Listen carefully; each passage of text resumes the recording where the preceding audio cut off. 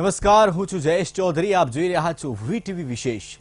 ફરી એક વખત રામ નામનો નાદ ચૂંટણીમાં સંભળાઈ રહ્યો છે.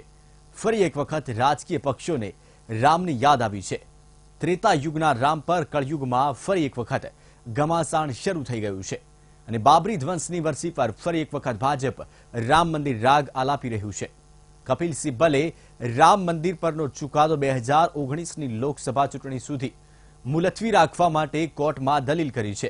તો ભાજપે હવે આ મુદ્દાને લઈને કોંગ્રેસ પર નિશાન સાધ્યું છે.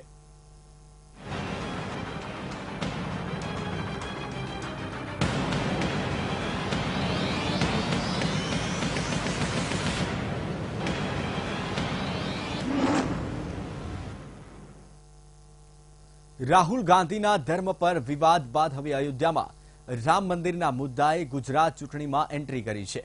એક તરફ બાબરી ધ્વંસના 25 વર્ષ પૂર્ણ થયા પછી બીજી તરફ ભાજપ આ મુદ્દાને લઈને આક્રમક બની છે. રામ મંદિરના મુદ્દાને લઈને ભાજપે રાહુલ ગાંધી પર નિશાન સાધ્યું છે.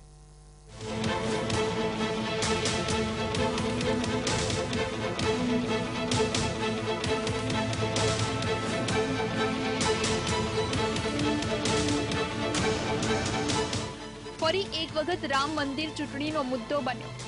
અમિત શાહ બાદ હવે પ્રધાનમંત્રી મોદીએ પણ રામ મંદિરને લઈ રાહુલ ગાંધી પર નિશાન સાધ્યું. ધંધુકામાં રેલીને સંબોધન દરમિયાન પ્રધાનમંત્રી નરેન્દ્ર મોદીએ અયોધ્યા મુદ્દે સુનાવણી ટાળવાના મુદ્દા પર કોંગ્રેસને આડે હાથ લીધી. કપિલ સિબ્બલ કોર્ટમાં મુસલમાન સમાજના પક્ષમાં વકીલાત કરે એમનો હક છે. અમારા એમાં કોઈ ફરિયાદ નથી. બાબરી મસ્જિદ બચાવવા માટે કોર્ટમાં વકીલાત કરે એમને અધિકાર છે, એમાં અમને વાંધો નથી. તમે દલીલો કરીને કેસની અંદર વિગતવાર વિગતો મૂકો એ ભારતના ન્યાયતંત્રનો નિયમ છે. પણ તમે કોર્ટમાં એવું કહેવાની હિંમત કરો કે 2019માં લોકસભાની ચૂંટણી છે ત્યાં સુધી આ કેસ ના ચલાવવો જોઈએ. શું ભાઈઓ બહેનો, આ રામ મંદિરનો મુદ્દો પણ ચૂંટણીઓના નામે લટકાવવાનો? તો બીજી તરફ ભાજપ નેતા જીવીએલ નરસિંહ રાવે કોંગ્રેસ ઉપાધ્યક્ષ રાહુલ ગાંધી પર હુમલો કર્યો છે. નરસિંહ રાવે રાહુલને બાબર ભક્ત અને ખિલજીના સંબંધી ગણાવ્યો. તો સુબ્રમણ્યમ સ્વામીએ પણ કોંગ્રેસ પર પ્રહારો કર્યા.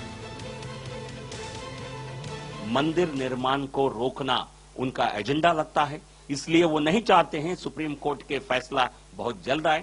जिस प्रकार जवाहरलाल नेहरू ने सोमनाथ मंदिर निर्माण के विरोध में खड़े दिखे, अलाउद्दीन खिलजी, मोहम्मद गजनी जैसे लोगों ने जिस प्रकार उसका नष्ट किया, उसके बावजूद जवाहरलाल नेहरू जी सोमनाथ मंदिर के पुनर्निर्माण के पक्षधर नहीं थे. उसी तरह आज राहुल गांधी, सोनिया गांधी भी राम मंदिर की पुनर्निर्माण ना हो इसके लिए सुन्नी वक्फ बोर्ड के साथ मिलकर इस प्रकार पूरे मामले को टालने की कोशिश कर रहे हैं. कांग्रेस पार्टी का हाथ आज सुन्नी वक्फ बोर्ड के साथ ये बिल्कुल स्पष्टीकरण हो गया.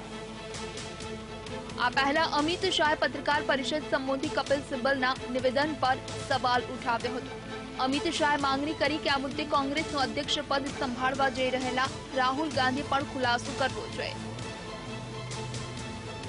मैं मांग करता हूं कि कांग्रेस पार्टी ने इस पर अपना स्टैंड स्पष्ट करना चाहिए कि कांग्रेस पार्टी श्री राम जन्म केस की सुनवाई जल्द से जल्द हो, इस विषय पर सहमत है या नहीं, या कांग्रेस पार्टी भी चाहती है कि 2019 के चुनाव तक श्री राम जन्मभूमि केस की सुनवाई न हो.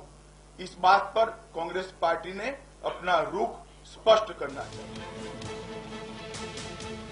આ સમગ્ર મામલો શરૂ થયો મંગળવારે. સુપ્રીમ કોર્ટમાં સુન્ની વકફ બોર્ડ તરફથી કેસ લડી રહેલા કોંગ્રેસના નેતા અને વકીલ કપિલ સિબ્બલે કોર્ટમાં દલીલ રજૂ કરી કે સુપ્રીમ કોર્ટે આ મામલે 2019 સુધી સુનાવણી મુલતવી રાખવી જોઈએ. કપિલ સિબ્બલની આ દલીલને લઈ કોંગ્રેસ હવે મુશ્કેલીમાં મુકાઈ ગઈ છે.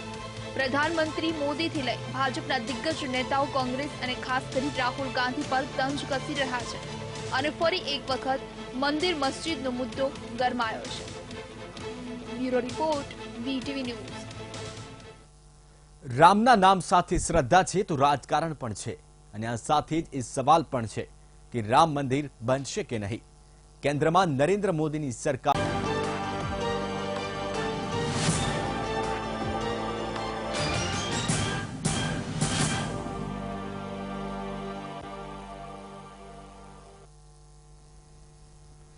નમસ્કાર, હું છું જયેશ ચૌધરી. આપ જોઈ રહ્યા છો વીટીવી વિશેષ.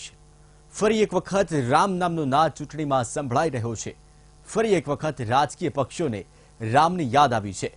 ત્રેતા યુગના રામ પર કળયુગમાં ફરી એક વખત ઘમાસાણ શરૂ થઈ ગયું છે અને બાબરી ધ્વંસની વરસી પર ફરી એક વખત ભાજપ રામ મંદિર રાગ આલાપી રહ્યું છે. કપિલ સિબ્બલે રામ મંદિર પરનો ચુકાદો 2019ની લોકસભા ચૂંટણી સુધી મુલતવી રાખવા માટે કોર્ટમાં દલીલ કરી છે. તો ભાજપે હવે આ મુદ્દાને લઈને કોંગ્રેસ પર નિશાન સાધ્યું છે.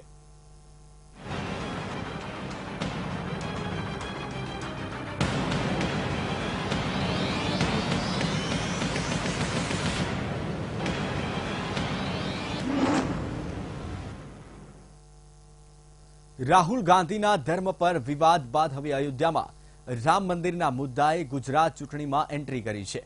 એક તરફ બાબરી ધ્વંસના 25 વર્ષ પૂર્ણ થયા પછી બીજી તરફ ભાજપ આ મુદ્દાને લઈને આક્રમક બની છે.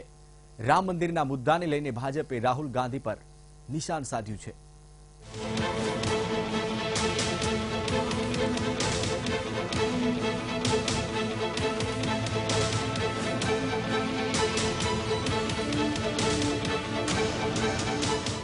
ફરી એક વખત રામ મંદિર ચૂંટણીનો મુદ્દો બન્યો. અમિત શાહ બાદ હવે પ્રધાનમંત્રી મોદીએ પણ રામ મંદિરને લઈ રાહુલ ગાંધી પર નિશાન સાધ્યું. ધંધુકામાં રેલીને સંબોધન દરમિયાન પ્રધાનમંત્રી નરેન્દ્ર મોદીએ અયોધ્યા મુદ્દે સુનાવણી ટાળવાના મુદ્દા પર કોંગ્રેસને આડે હાથ લીધી. કપિલ સિબ્બલ કોર્ટમાં મુસલમાન સમાજના પક્ષમાં વકીલાત કરે એમનો હક છે. અમારે રહેલા જનાધારને ફરીવાર પોતાના તરફ આકર્ષિત કરવાનો નવો દાવ હતો. જો કે કોંગ્રેસનો આ દાવ બુમરેંગ સાબિત થયો. બીજેપી નેતા લાલકૃષ્ણ અડવાણીની આગેવાનીમાં પાર્ટીએ રામ મંદિરને એક રાજકીય મુદ્દા તરીકે રજૂ કરી દીધો હતો. અયોધ્યામાં રામ મંદિરના નિર્માણનું સમર્થન કરનારો એક મોટો વર્ગ રાજકારણ સાથે જોડાયો હતો. આ વર્ગ બીજેપી માટે તારણહાર સાબિત થયો, જેનું પરિણામ 1989ની ચૂંટણીમાં જોવા મળ્યું હતું. ભારતીય જનતા પક્ષે 2માંથી સીધી 85 બેઠક જીતવાની સફળતા મેળવી અને તત્કાલીન વીપી સિંહની જનતા દળની સરકારને સમર્થન આપ્યું હતું. આ પછી રામ મંદિર એક રાજકીય મુદ્દો બની ગયું. રામ મંદિરના મુદ્દા પર વાજપેયી અને અડવાણી જેવા નેતાઓ એક થયા. આખરે હિન્દુત્વની લહેરની અસર જોવા મળી વર્ષ 1998માં. રામ મંદિરના નિર્માણનો મુદ્દો ભાજપના ચૂંટણી ઢંઢેરામાં સામેલ હતો. રામ મંદિર નિર્માણનો વાયદો ભાજપ દ્વારા કરવામાં આવ્યો હતો. ભાજપનો આ દાવ સફળ રહ્યો હતો અને 1998માં અટલ બિહારી વાજપેયીની આગેવાનીમાં ભાજપની સરકાર બની હતી. જોકે એ પછી ધીમે ધીમે આ મુદ્દો વિસરાઈ ગયો હતો, પરંતુ 2014ની ચૂંટણીમાં ફરી એક વખત રામ મંદિર મુદ્દો બન્યું.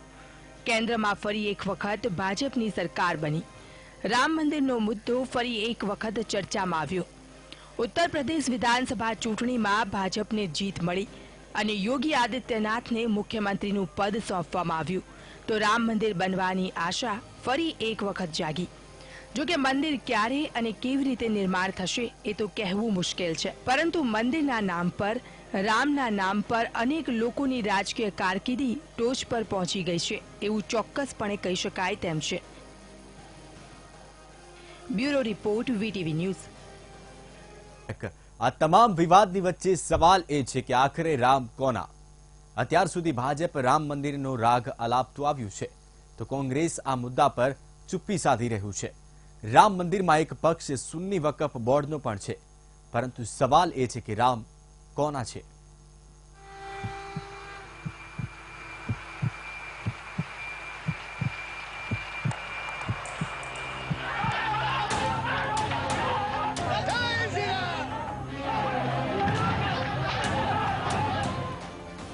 ફરી રામ નામનું રટણ.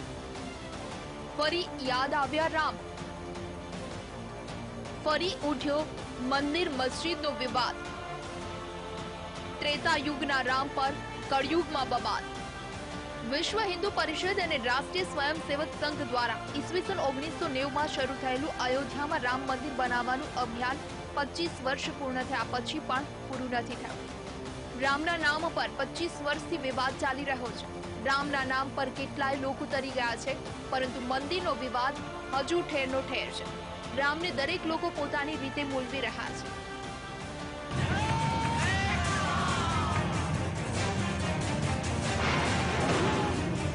पेट्रियोटिक वोट बैंक बना रहा है. हिंदू है हिंदू. ભાજપના રામ. ભાજપનું નામ લેતાની સાથે જ રામ મંદિર યાદ આવે છે. ભાજપ અને રામ મંદિરનો નાતો અતૂટ રહ્યો છે. ભાજપ પક્ષ સત્તામાં આવ્યો તો તેમાં મોટો ફાળો રામ મંદિર મુદ્દાનો પણ રહ્યો હતો.